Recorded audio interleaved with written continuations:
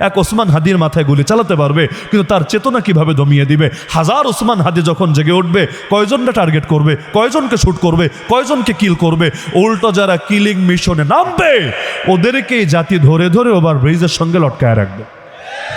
এই যে ওসমান হাদির বুকে যে গুলি চালিয়েছে, বিগত সময়েও সে তো জেলে থেকেছে অস্ত্র মামলা নিয়ে, বিভিন্ন ভয়ঙ্কর মামলা নিয়ে, টাকা খেয়ে বড় বড় আইনজীবীরা পর্যন্ত তাকে ছাড়িয়ে দিয়েছে। তো এখন দেখা যাচ্ছে ইসলামের সাজাগুলোতে তো আর এমন হয় না 2 মাস জেল খাটলো, বের হয়ে আবার ফাইজলামে শুরু করলো, 4 মাস জেল খাটলো, বড় বড় উকিল ধরলে, টাকা ঢাললে, ব্যাস এখন লোকে বলে আইনের চোখে সবাই সমান। কিভাবে সমান হবে আমারে বোঝান না।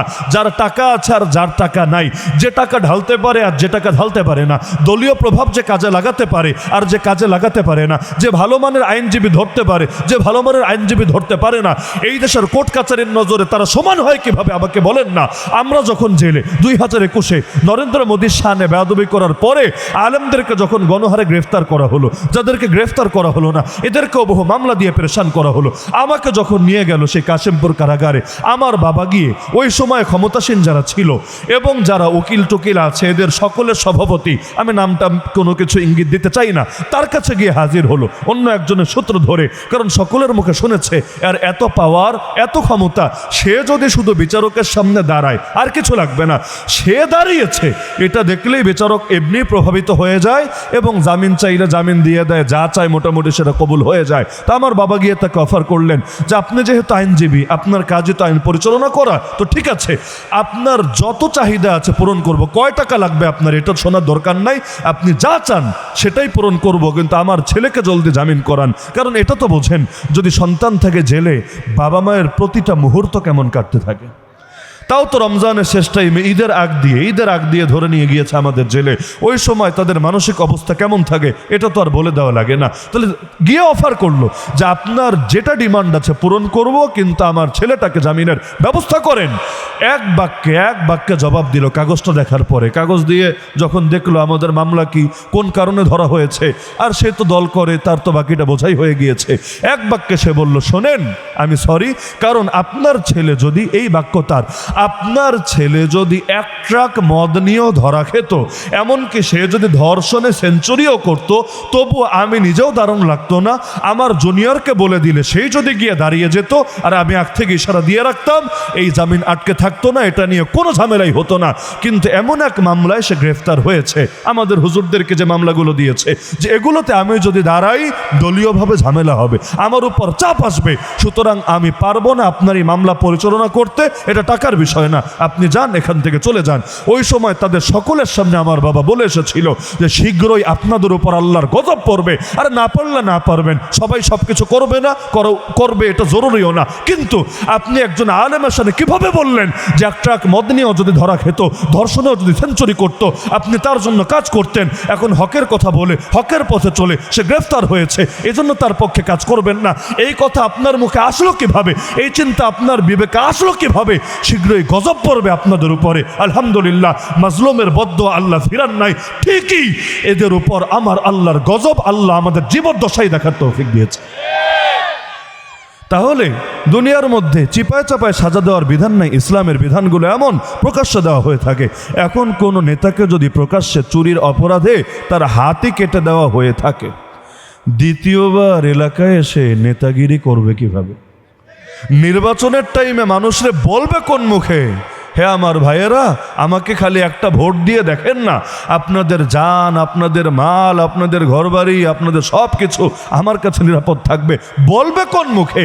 মানুষ যখন দেখবে কিরে নেতাজির কবজি থেকে নিচের অংশ নাই কেন, উপরেরটা তো আছে কিন্তু ডান হাত কবজি থেকে নিচের অংশ নাই কেন, আর হাত তো বাইরেই থাকে, এটা তো বুক না, পেট না, রান না যে কাপড়ের থলে আড়াল করা থাকে, বাইরেই তো আছে, লুকায় রাখবে কিভাবে?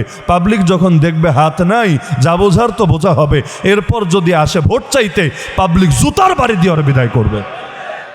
এখন তো তাও সুবিধা আছে, যতই চাঁদাবাজি করুক গায়ে দাগ তো লাগে না, যতই সন্ত্রাস করুক গায়ে দাগ তো লাগে না, যতই আলেমদের সামনে বেয়াদবি করুক গায়ে দাগ তো লাগে না। এজন্য আড়ালে আড়ালে শয়তানি ঠিকই করে, পাবলিকের সামনে এসে এক একজন হাসান বসরি সাজে। এমনভাবে এই দেশে হাসান বসরি সাজে আপনি চিন্তা করতে পারেন জাতীয় সংসদ অধিবেশন পর্যন্ত শুরু হয় না কোরআন শরীফ তেলাওয়াত না হলে, তাই না? সংসদ অধিবেশন কোরআন শরীফ তেলাওয়াত দিয়ে শুরু হয় না? দেখলে মনে হবে মাশাআল্লাহ এইমাত্র জান্নাত থেকে এক একজন নেমে এসেছে, কনফার্ম জান্নাতি বটে। ওই ফেরেশতারা ধরে রাখতে চেয়েছিল, পালিয়ে ওই বাংলাদেশে চলে এসেছে আর কি। কোরআন ছাড়া কিছুই বোঝে না, আমার আল্লাহ ছাড়া কিছু ভাবতেই পারে না, এজন্য ওইখানে বসেও কোরআন তেলাওয়াত ছাড়া তাদের কাজে শুরুই করা যাচ্ছে না। লেকিন শুরু করবে কোরআন তেলাওয়াত দিয়ে, সাথে আবার বাংলা অনুবাদও দিয়ে, একটু পরে আইনও করবে আবার সেই কোরআনের বিরুদ্ধে। শুরু কোরআন তেলাওয়াত দিয়ে, আইন আবার কোরআনের বিরুদ্ধে। কেন? কারণ এই দেশে এখনো সাংবিধানিকভাবে এই নীতি মেনে নেওয়া হয়েছে, সার্বভৌম ক্ষমতা আল্লাহর না, সকল ক্ষমতার মালিক আল্লাহকে মানা হবে না, বরং সকল ক্ষমতার উৎস হবে জনগণ, সকল ক্ষমতার মালিক হবে জনগণ। জনগণ যাকে মনে চায় ক্ষমতা বসাবে, এরপর যা মনে চায় বৈধ বানাবে, যা মনে চায় অবৈধ বানাবে, মনে চাইলে বেশ্যাখানা বৈধ করে দিবে, মনে চাইলে মদের বারের লাইসেন্স দিয়ে দিবে, মনে চাইলে ভাস্কর্যের নামে মূর্তি সয়লাভ ঘটাবে, মনে চাইলে অর্থনীতির ভিত্তি সুদ বানাবে, মনে চাইলে বিভিন্ন হারামকে হালাল করবে, মনে চাইলে গান বাজনা অপকর্ম অশ্লীলতা বেহায়াপনা এগুলোকে ব্যাপকভাবে ছড়িয়ে দিবে, যা মনে চাইবে তাই করবে, কারণ ক্ষমতার মালিক তারাই হয়ে গিয়েছে। এমনকি বিগত দিনে শরীফা পর্যন্ত ঢোকানোর চেষ্টা করা হয়েছে আমাদের সিলেবাসে। এগুলো তো কোরআনের উপর যদি আসলে ঈমান থাকতোই, কোরআনের উপর যদি আসলে ঈমান থাকতোই, এগুলো তো করতে পারার কথা না। হ্যাঁ, কোরআন রেখেছে জাস্ট বরকতের কিতাব হিসাবে। বিপদে পড়েছে, কোরআন খতমের ব্যবস্থা করো। বাপ অসুস্থ, মা মারা গিয়েছে, কোরআন খতমের ব্যবস্থা করো। ভিসা হচ্ছে না, কোরআন খতমের ব্যবস্থা করো। ভূমিকম্প হয়ে মানুষ মরেছে, কোরআন খতমের ব্যবস্থা করো। বিপদে পড়লে খালি কোরআন লাগে, সুখের দিনে কোরআন লাগে না, সুখের দিনে কোরআন লাগে না। পুরাই মক্কার মুশরিকদের মতো অবস্থা, পুরাই মক্কার মুশরিকদের মতো অবস্থা। ওই জামানায় তারা কি করতো? এমনি সারা বছর শিরিক করত, মূর্তি পূজা করত, পৌত্তলিকতায় মেতে থাকতো। তো যেই মাত্র সাগরে যেত, সাগরে গিয়ে যদি ঝড়ের কবলে পড়ে যেত, মনে হতো এই বুঝি নৌকা ডুববে ডুববে অবস্থা। ওই সময় আর দেবদেবীর নাম মনে থাকতো না। আল্লাহ কোরআনে বলেন, ফাইদা রাকিবু ফিল ফুলক দাউল্লাহ মুখলিসিন লাহুদ্দিন, সব ভুলে গিয়ে ঘাটি দিলে ইখলাসের সাথে আল্লাহ আল্লাহ আল্লাহ আল্লাহ আল্লাহকে ডাকতে শুরু করতো। তো যেই মাত্র তরি এসে, যেই মাত্র তার নৌকা পারে এসে ভিড়ত, অমনি ইদা হুম ইউশরিকুন, আবার আল্লাহকে ভুলে গিয়ে শিরকে লিপ্ত হতো। ওই আমাদের দেশেও হয়, নির্বাচন সামনে আসলে এক একজন ইসলামের খাঁটি সৈনিকে পরিণত হয়, জিন্দা শাহজালালে পরিণত হয়, ইসলাম ছাড়া কিছু বোঝে না, টুপি ছাড়া কোথাও যায় না, এমনকি জুম্মার দিন পর্যন্ত সবার সামনে গিয়ে হাজির হয়ে যায়, মাহফিলা পর্যন্ত শ্রোতা একজন বেড়ে যায়, মানে মাহফিলও নিয়মিত হাজির হয়ে যায়, সব ঠিক আছে। কোন রকম নির্বাচনের তরিটা পার হলে এরপর এক একজনের রূপ চায় চেঞ্জ হয়ে, আর 5 বছর পর আবারও স্বরূপে ফিরে আসে। মানে বিপদে খালি ধর্ম লাগে, বিপদে পড়লে খালি আল্লাহ লাগে, বিপদে পড়লে খালি কোরআন লাগে, আর সুখের সময় আকাম কুকাম সবই চলে। মানে অতীতের সাথে বর্তমানের কি আজীব মিল, তাই না?